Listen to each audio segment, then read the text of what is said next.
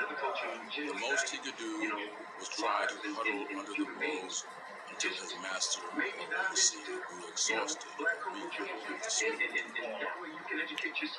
Heart in his throat, Fredrick sprang off the ladder, but Covey's grip on his leg brought him sprawling onto the stable floor with a crash.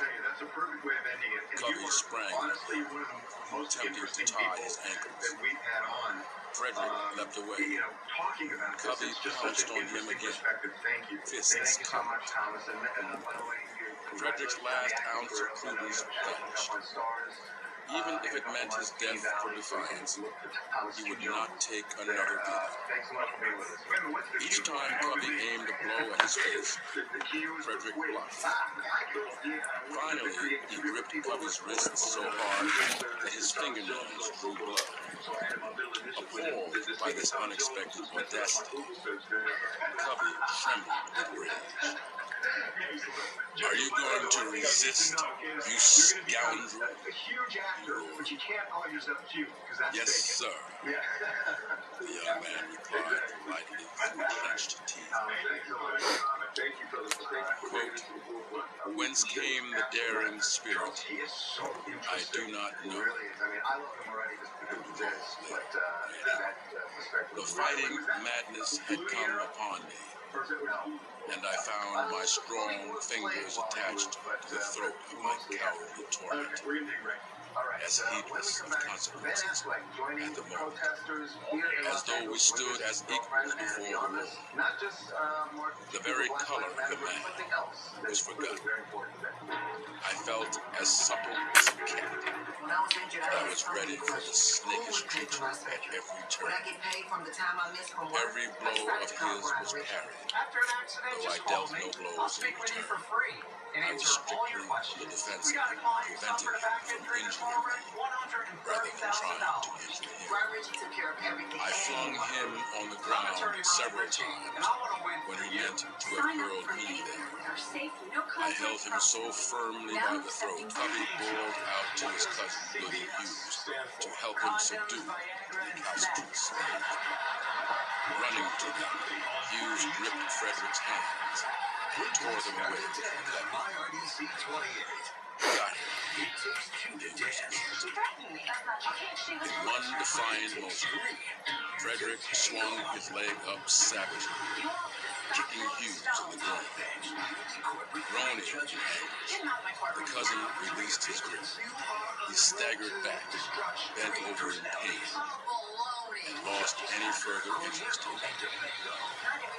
Aghast and totally taken aback, Covey looked from his moaning cousin to the audacious young slave on the floor.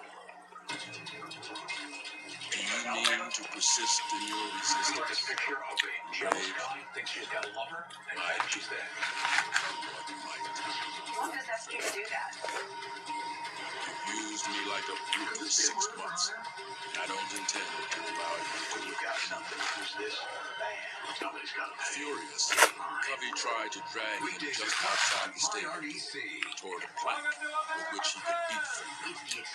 But just as Covey leaned over to grab him, the young slave seized him by the collar with both hands and hurled him to the ground. Suddenly frightened, Covey rose, panting. He stared at Fredrick as though he had never seen him before. Grabbing him, Covey yelled for hired slave Bill Smith to help.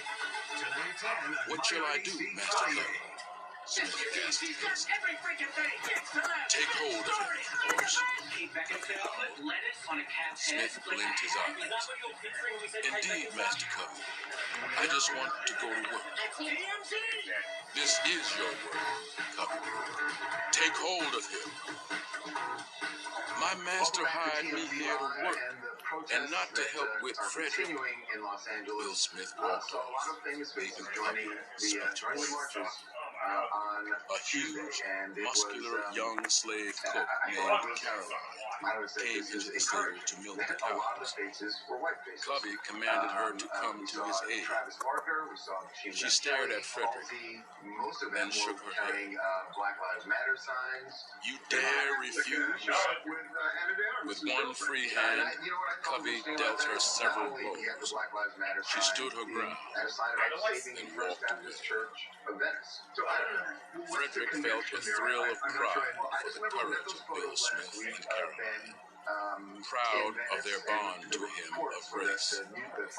By now, he was utterly exhausted by his struggle, but so was his white tormentor. Covey finally let him go. Putting down some kind of roots and making connections with people. Go to your work. To be out there carrying the sign about saving the. I would not have whipped you half as much as I have. He lives not too far from there, and that's probably the closest march The fact to where was, they went. He lived in Pacific Palisades. He does, but it's so close. he had not whipped me at all. It's the closest rally. He had not, in all the scuffle, drawn a single drop of blood. I had drawn blood from him. And even without this satisfaction, I should have been victorious, because my aim had not been to injure him, but to prevent his injuring me. I know, but it has to be looking around or something. So I guess He added, making connections there. That's all. quote, during the whole 6 months that I lived with Covey after this transaction, he never again laid the weight of his finger on me in anger. He would occasionally say he did not want to have to get hold of me again, a declaration which I had no difficulty in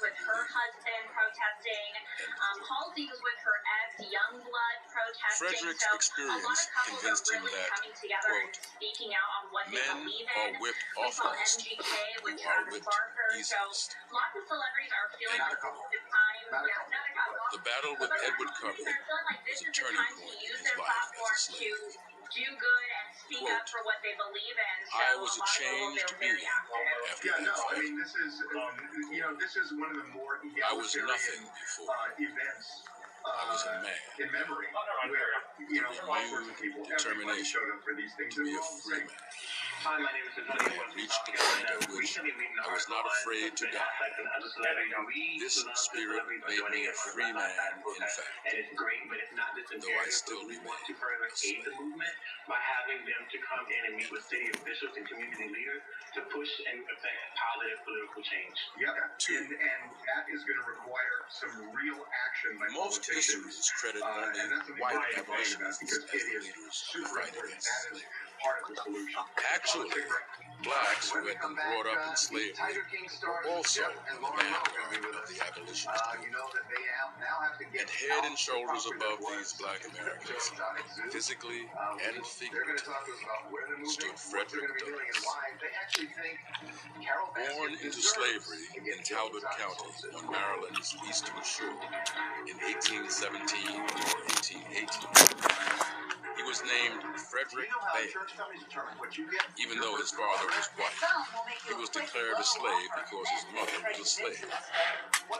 He never knew his father, who suspected of being Thomas Ball, a slave owner in the village of St. Andrews, to whom he was transferred in 1809. Seeing little of his mother, who died when he was only 7, Fredrick was raised principally by his mother. A handsome youngster, he frequently pondered the mystery of why a dark skin made him a slave, while those with white skin ruled as masters. The only answer he received to this question from Bessie was that God was good, and he knew what was best for everybody.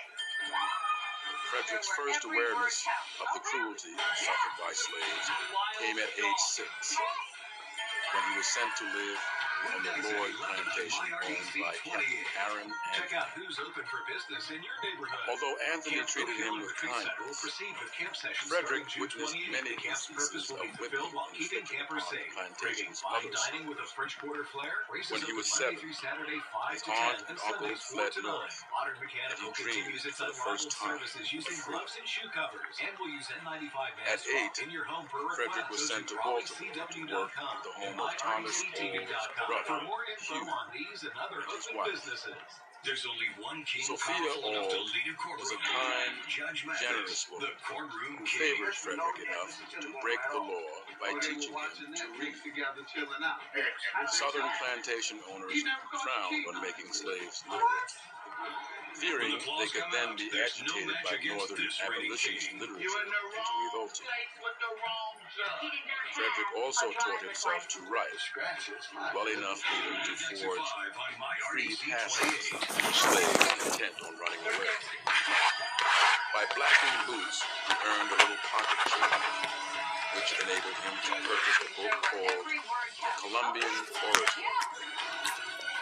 Fascinated by reading his powerful speeches, he dreamed of becoming an orator so skilled he could persuade slaves of their right to freedom and whites of their obligation to grant it. In Baltimore, Fredrick was allowed to mingle with white children, first as a playmate for Sophia's son, then in a Sabbath school.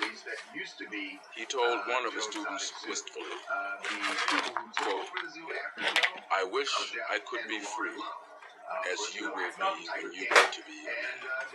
Have I not as good a right to be free as you?"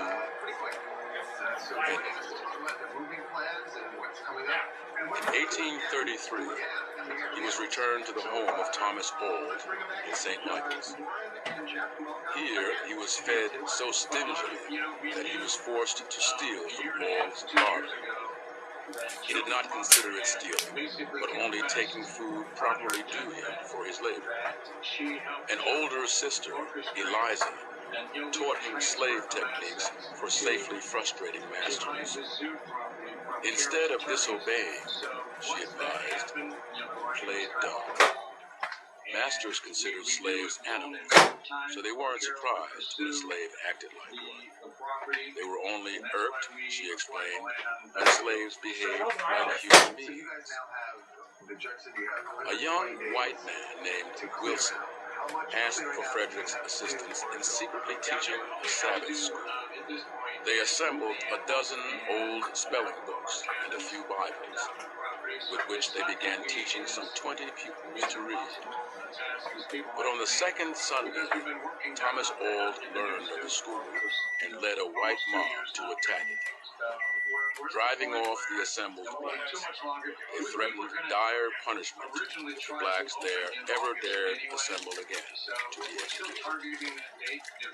Exasperated by Fredrick's participation, Ould decided to send him to the farm of Edward Covey to be broken of the bad habit of forgetting his place he picked up in Baltimore. In 1835, after Fredrick's bold defiance of Covey, he was reassigned as a field hand to a kindly farmer named William Freeland. Here, he grew strong, laboring at field work.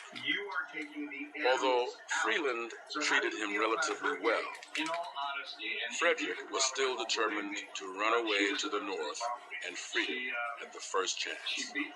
If a slave had a bad master like Thomas Ould or Covey, the slave yearned for a good master.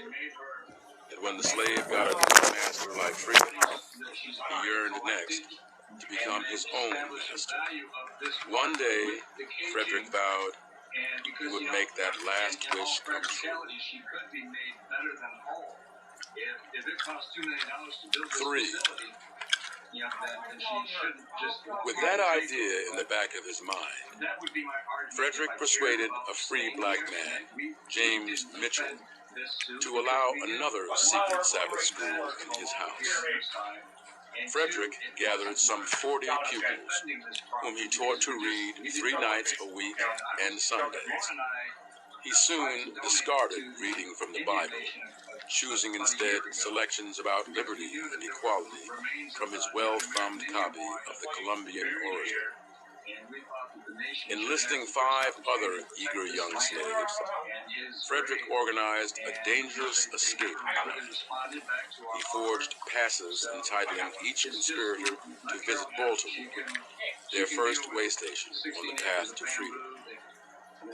One of the group, however, grew nervous and betrayed the plans. Before the escapees could set on their journey north, 4 white constables on horseback seized them. When one black youth, Henry Harris, was ordered to cross his hands to have his wrists bound, he refused. 2 constables leveled pistols at him, threatening to blow him away. "Shoot me, shoot me," Henry flared. "You can't kill me but once. Shoot, shoot, and be damned. I won't be tied."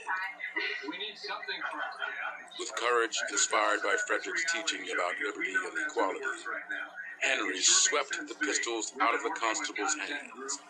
All 4 lawmen fell on him, beating him mercilessly.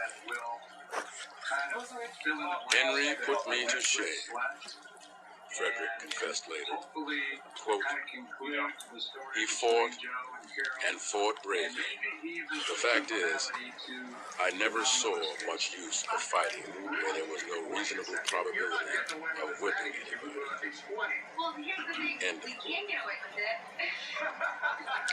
Bound together behind 3 strong horses, the captured barefoot slaves were dragged along a dusty road 15 miles to jail. While imprisoned, they were subjected to poking and prodding by jeering slave traders and agents who felt sure the rebellious slaves' masters would want to be rid of them. Fredrick stolidly endured the humiliation of being handled like a horse. The other slaves were finally released to their masters.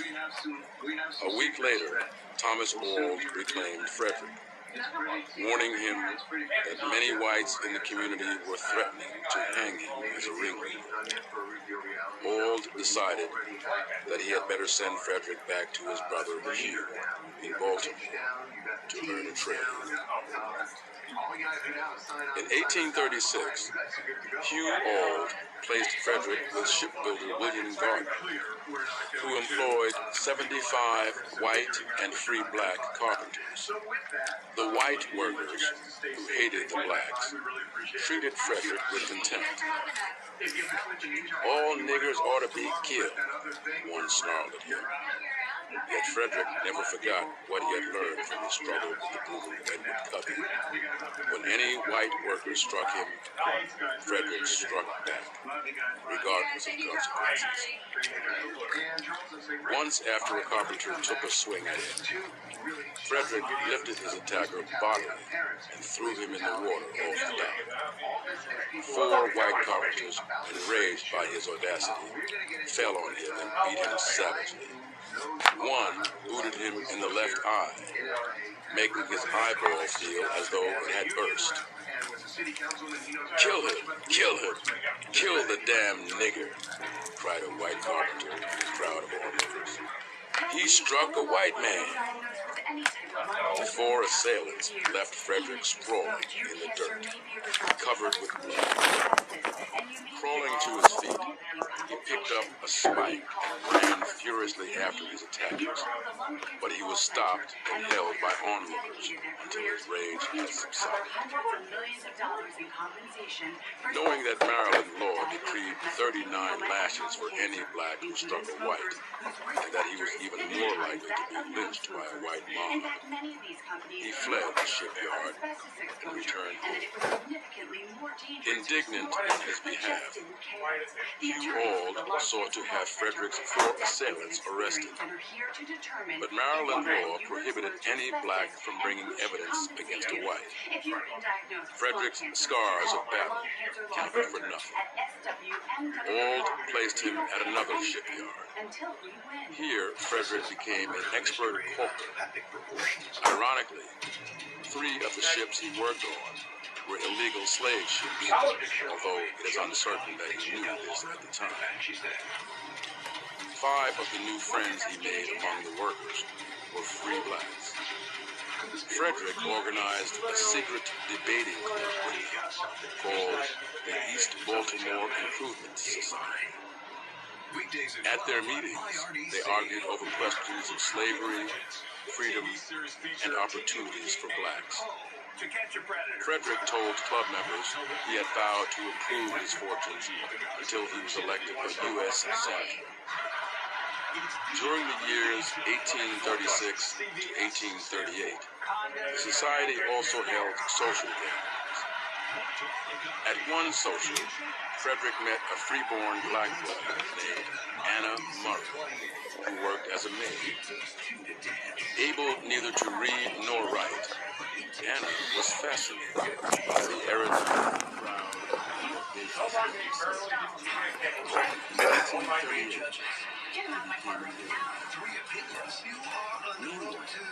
Fredrick's association with free blacks made him resent more fiercely his own as a slave.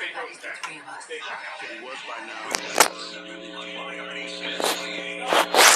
he negotiated with King Moore to buy his freedom. Welcome back to TNT Live, and the incidents of police brutality, not that I was naive enough to think they are stopping because there are millions of people watching about this issue.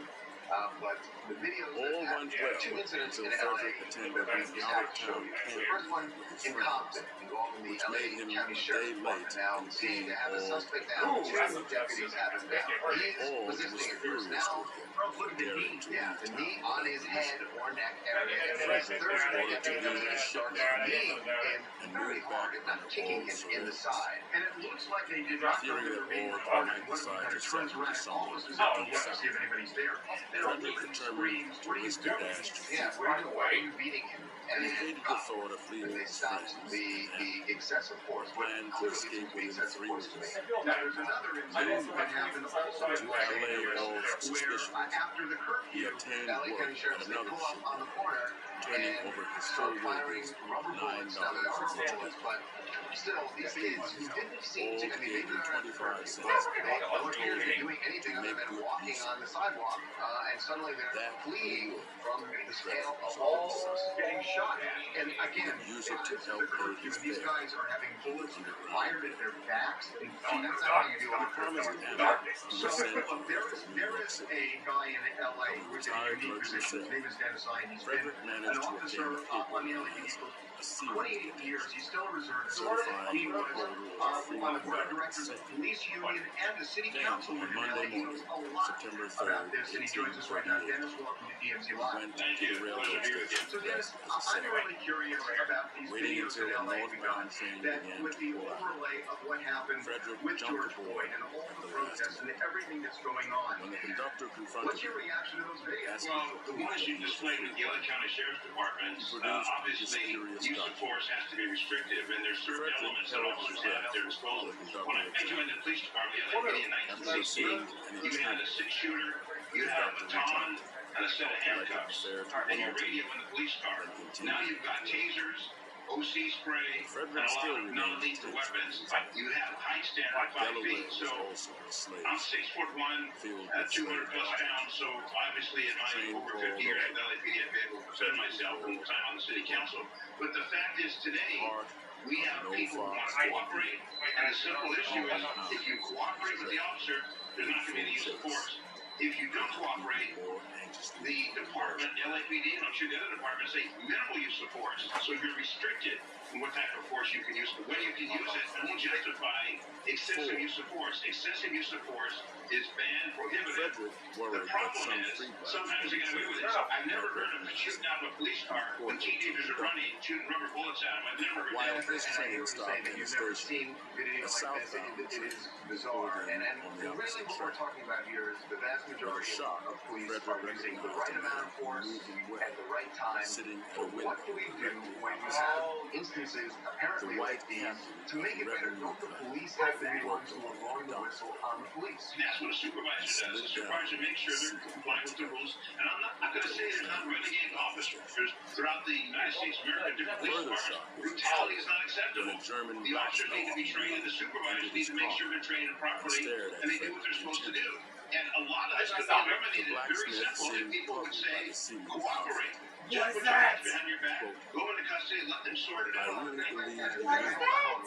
You're putting it on the citizen. No, yeah, what's wrong with saying cooperate with the officer while they do their investigation? What's wrong with that? Is a citizen need to resist? That's not the issue we're talking about. What I'm wondering from you is there are bad cops who have a lot of, not all, I mean, a minority of cops, a small number, where they have complaint after complaint. Don't you think at a point it behooves the police union to cut those guys loose? Because it hurts police officers if they hurt civil officers. You're absolutely right. It does hurt them. And the police union protected legal sales and director for 8 years. We have attorneys that defend officers. They have the right to defend. I'm not going to say it's perfect. It's never going to be perfect. But we need supervision to maintain and monitor and make sure we have a police commission that's going to support the officers when they're right. And obviously have a civilian population that respects and will follow the direction of the police. Right now, we got this curfew in place. It says be off the street at 6 o'clock. That wasn't established by the police. That was established by the mayor of the city. You're not off the street at 6, then you're going to go to jail. That's fine. And I hear what you're saying. Those people should be arrested, but they should be arrested with the proper, the necessary amount of force. We're not talking about the instances where there's excessive force. That's all we're talking about. But I'm not going to say you don't have renegades that enter law enforcement, but I will tell the public, and I appeal to them, when they say put your hands up and turn around, put your hands behind your back, comply. You can avoid all the confrontation if you simply comply. I would appeal to the police that when you have a bad officer, you point it out. Don't let the public have to point it out. Let the police point out and say, this guy is a bad seed, and get rid of him. The officer that got involved in the situation was Floyd, and he had like 17 complaints. I don't know how many were excessive force. There comes a point when you say, you know what, then you're no longer going to protect and serve. You're going to be a hazard to not only the citizens, but liability to the law enforcement. Dennis, we're out of time. Again, really appreciate the time. You have a unique perspective. And by the way, there's room for disagreement because, I see this somewhat differently than you, and I think Charles does too. But I'm glad we had the discussion. Thank you. From law enforcement, I also see from the political aspect. Liability Johnson that taxpayers have to pay when officers do the wrong thing. I know that firsthand when I see it. Dennis, thank you again. Thank you, Dennis. Appreciate it.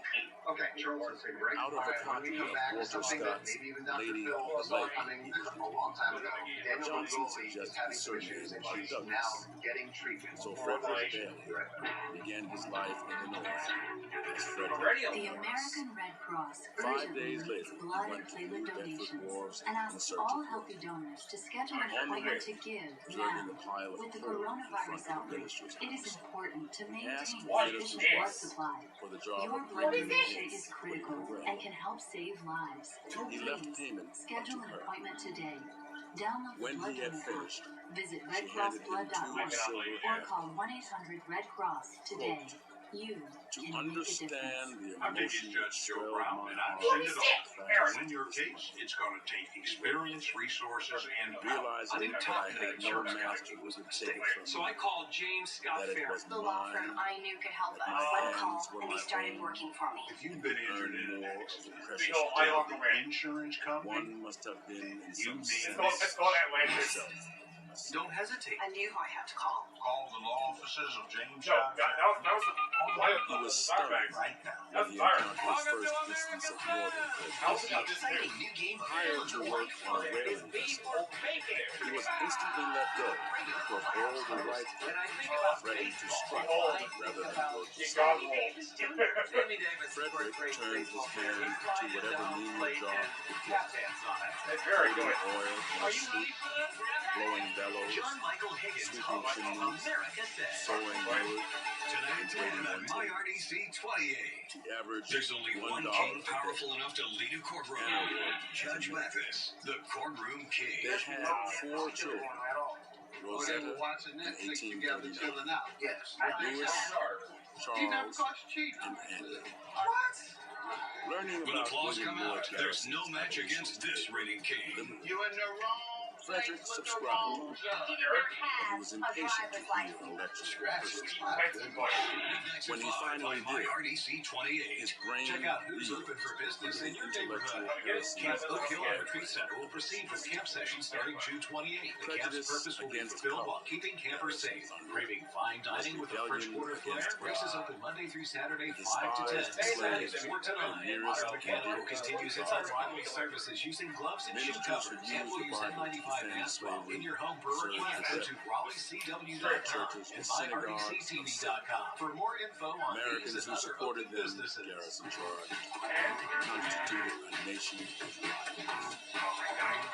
Garrison's fiery views Welcome back to inspired TMZ Fredrick Live. to It dedicate seems like his an life to eternity ago fighting when we the first slave. met Danielle Begoli, also known as Bad Baby. He Now found she was every on word Dr. Phil, of liberty looking for help each week. with some issues her mom wanted He help never with, missed an Danielle's issues. abolitionist Well, now, meeting of blacks in New all York. this time later, she has some Hoping very to serious emulate issues. She is Garrison getting as an orator. professional treatment now. He trained his voice to become Yeah, Charles, it's a really, really sad story. Obviously, she's only Quote, 17 years There's old. like And great we've instruments learned that of the actually in the past 19th couple century. weeks, she admitted herself into a rehab facility. At the age of She's 21, gone to rehab standing for over 6 feet tall, her childhood with a trauma, mass also of prescription wiry hair pills that over apparently have broad, become a problem. powerful features. And her team's and an obviously intense behind her on this 100%. Fredrick Douglass And became apparently a she's going to be leading there speaker from in anywhere from a Bedford's month black to church. 3 months getting help. When Well, I will Garrison tell you, held a 3 large months convention is at heavy, the American dude. Anti-Slavery That is a Society really in serious Nantucket, problem Rhode Island, because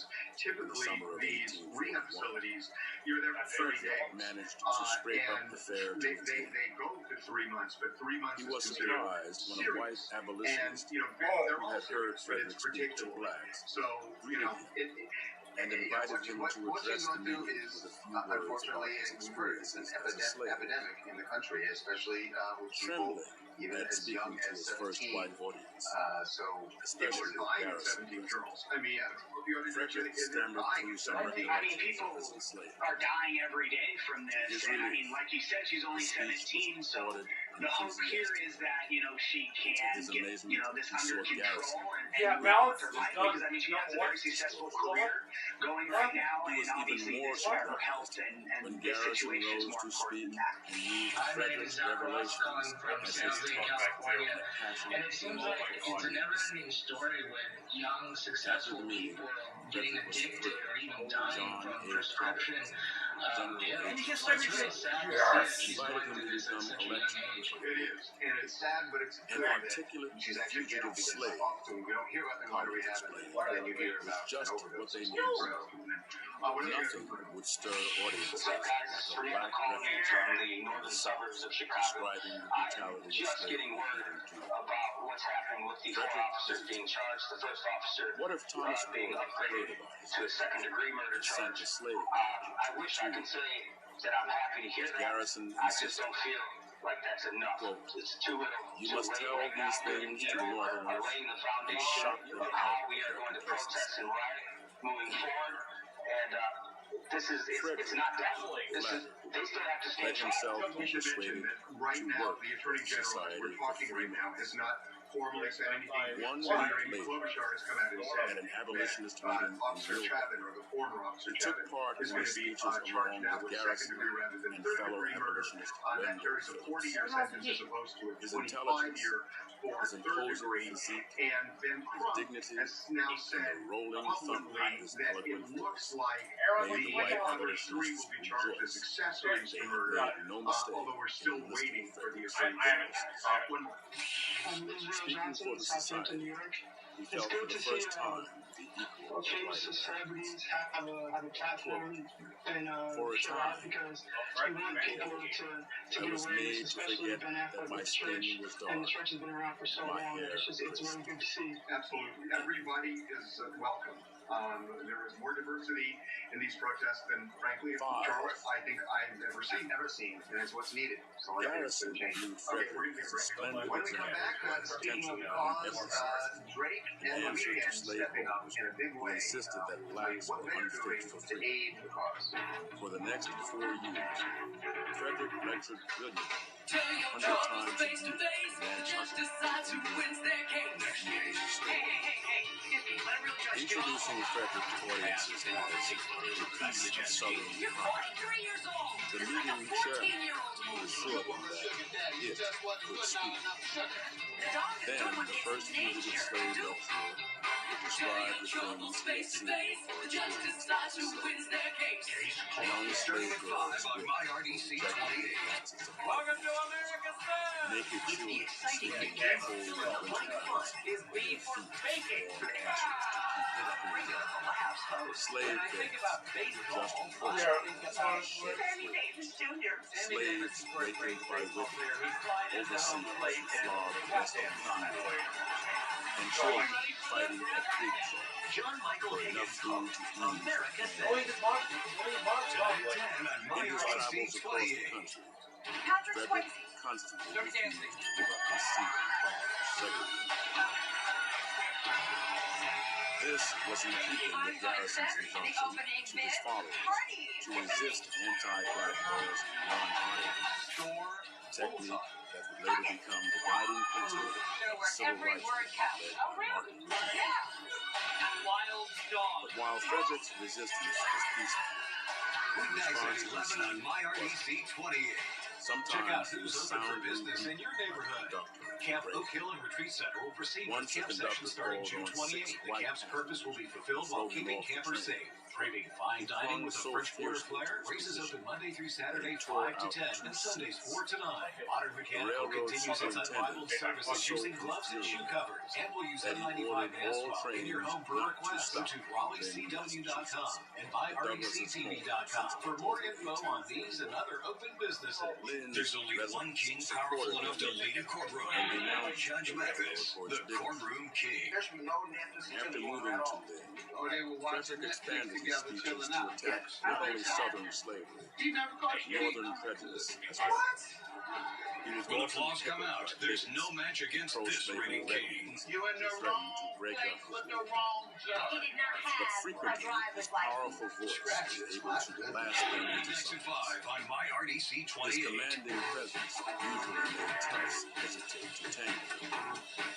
When they Welcome did, back to TMZ Live, Fredrick's and we wit told you made earlier food. about celebrities that we've seen When he attended marching an and annual protests. American There are all anti-slavery sorts of convention, ways, not just for what celebrities, for everybody to get Toughs, involved led by in Tammany this Hall cause, and that's political something boss you choose to do. Captain Isaiah And the Fredrick weekend sought to teamed break up the to do convention. something As Fredrick was summoned to the rostrum to speak, Fredrick jumped up and snarled, "If you speak disrespectfully of the South or any of our great Americans, I'll knock you off the stage."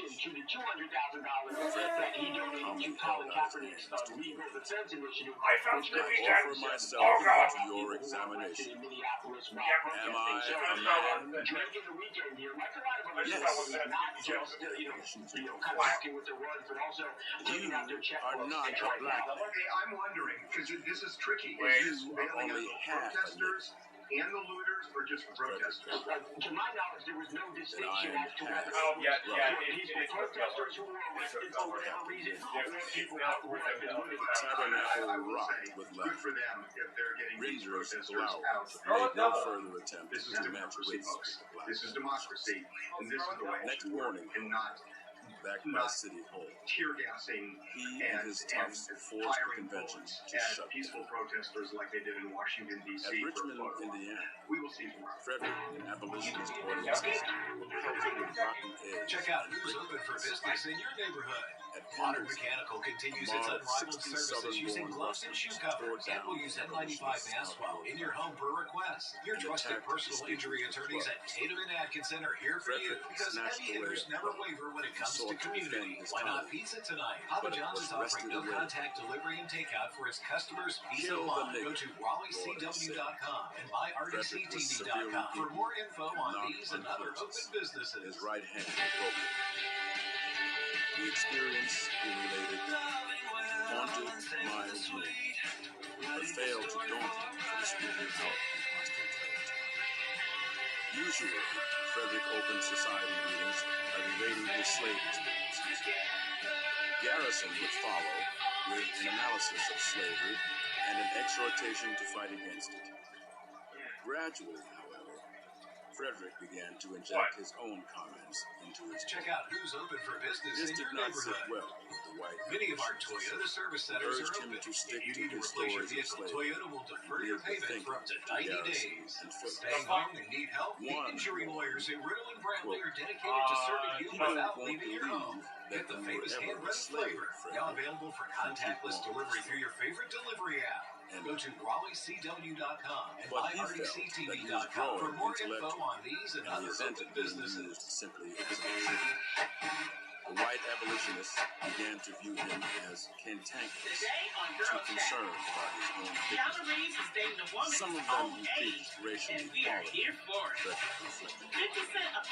was slow to practice. When Fredrick spoke at Marlborough Chapel in Boston in August 1843, prejudice was still rooted even in the cradle of America. Henry Bowditch, one of Garrison's earliest supporters, grew uneasy when Fredrick accepted a dinner invitation. Bowditch gave out of politeness. It is useless to deny, Bowditch confessed, quote, that I did not like the thought of walking with you over midnight up Washington Street. I hoped I would not meet any of my acquaintances. And Bowditch was a staunch abolitionist. Fredrick's eloquence did raise increasing doubts among audiences that anyone so intelligent, gifted, and poised could really have been a slave. Some suggested that he was really an educated Northerner being foisted on the public as an abolitionist hoax. Once a heckler challenged his authenticity. Fredrick removed his shirt and turned his back to the audience.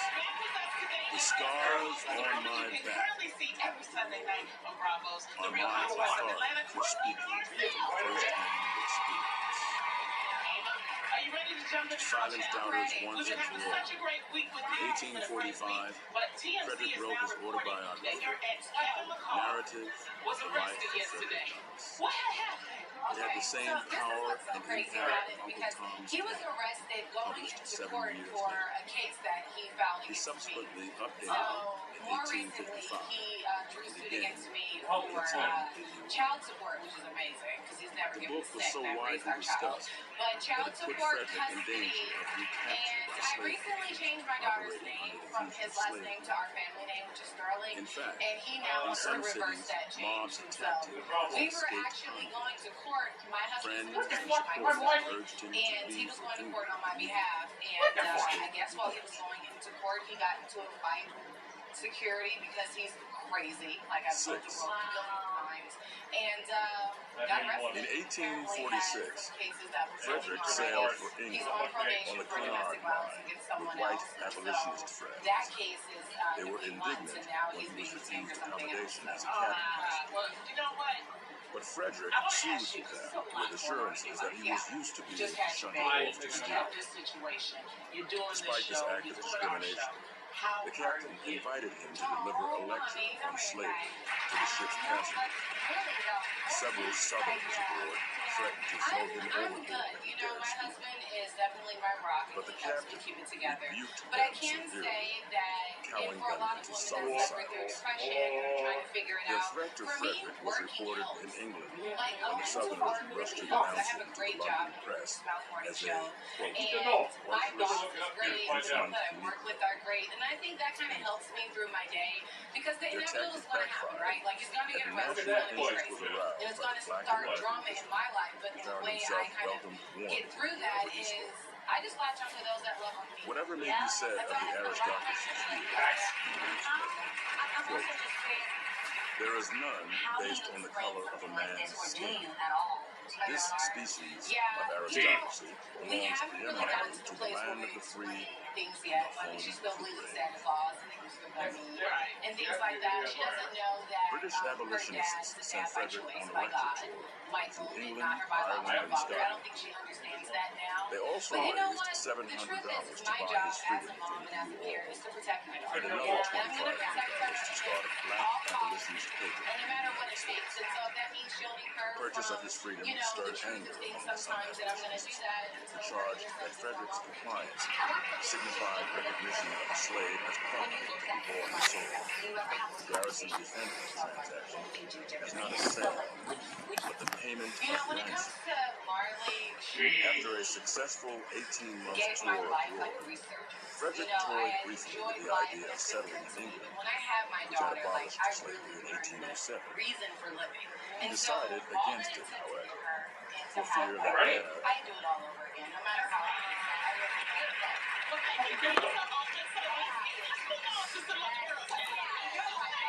Yes. Let's go. Things going on. I was on the internet, and the internet blew up. This was right? Our boo, Keanu Reeves, has a new book. She is like 46 years old. She's an artist. Her name is Alexandria Grant. What's up? Are you trying to play? And you know what the internet was first of all, because they Alright, I'm about to get on. 55 years old, and this is an age-appropriate woman. Oh. They thought, oh my God, In Hollywood, usually they always date like 30 years younger, 20 years younger. Okay.